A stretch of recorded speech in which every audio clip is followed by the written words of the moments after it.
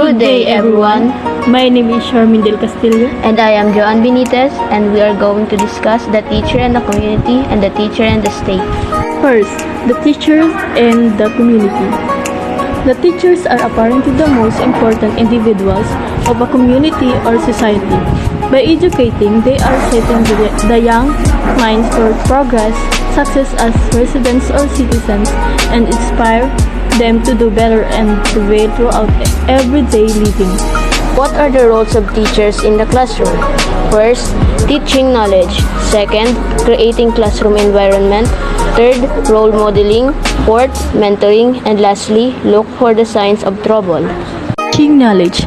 Teachers teach in many ways, including lectures, small group activities, and hands-on learning activities.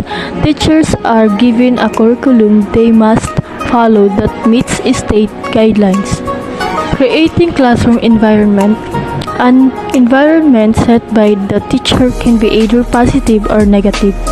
If a student sense the teacher is angry, students may react negatively to that, and therefore learning can be impaired. Teachers are responsible for the social behavior in their classrooms. This behavior is primarily a reflection of the teacher's actions and the environment she sets. Role modeling. Role modeling, teachers typically do not think of themselves as role models. However, inadvertently they are. They are there not only to teach the children, but also to love and care for them. Teachers are typically highly respected by people in the community and therefore become a role model to students and parents. Mentoring. This includes encouraging students to enjoy learning. Part of mentoring consists of listening to students. By taking time to listen of what students say, teachers impart to students a sense of ownership in the classroom. This helps build their confidence and helps them want to be successful. And lastly, look for the signs of trouble. When students' behaviors change or physical signs of abuse are noticed, teachers are required to look into the problem. Teachers must follow faculty procedures when it comes to following up on all signs of trouble. Roles of a teacher in the community. First, bridging connection for educational success.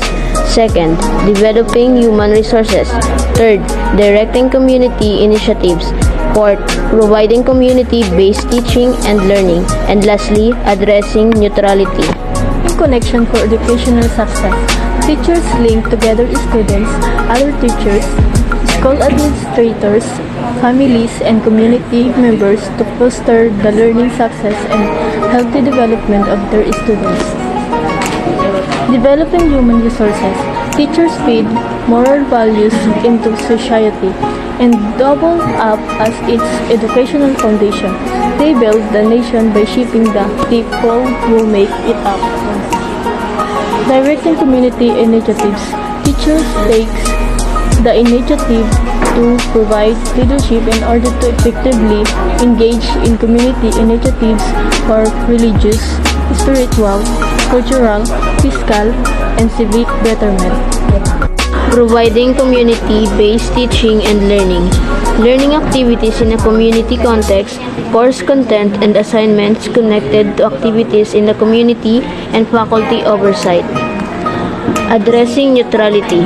Teachers are flexible and fair-minded on the issues that may influence them or their students as just other community individuals, such as discrimination, violence, and prejudice against other people who might be different in relation to themselves.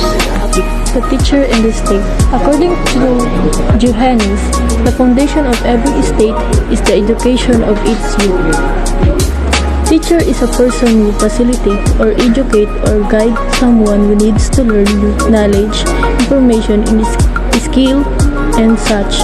The state is a form of human association distinguished from other social groups by its purpose, the establishment of order and security, its methods, the laws and their enforcement, its territory, the area of jurisdiction or geographic boundaries, and finally, by its sovereignty.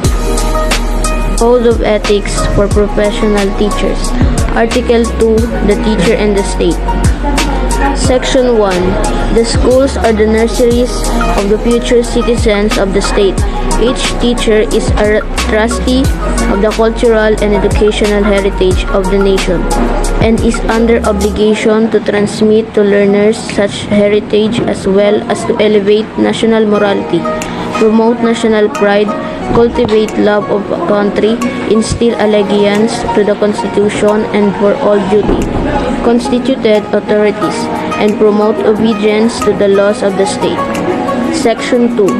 Every teacher or school official shall actively help carry out the declared policies of the state and shall take an oath to this effect. Section 3. The interests of the state and of the Filipino people as much as of his own. Every teacher shall be physically, mentally, and morally fit. Section 4. Every teacher shall possess and actualize a full commitment and a devotion to duty. Section 5. A teacher shall not engage in the promotion of any political, religious, or other partisan interests and shall not, directly or indirectly, solicit, require, collect, or receive any money of service or other valuable material from any person or entity for such purposes. Section 6. Every teacher shall vote and shall exercise all other constitutional rights and responsibility. Section 7. A teacher shall not use his position or official authority or influence to coerce any other person to follow any political course of action. And lastly, Section 8. Every teacher shall enjoy academic freedom and shall have privilege of expounding the product of his researches and investigations, provided that, if the results are inimical to the declared policies of the state, they shall be brought to the proper authorities for appropriate remedial action.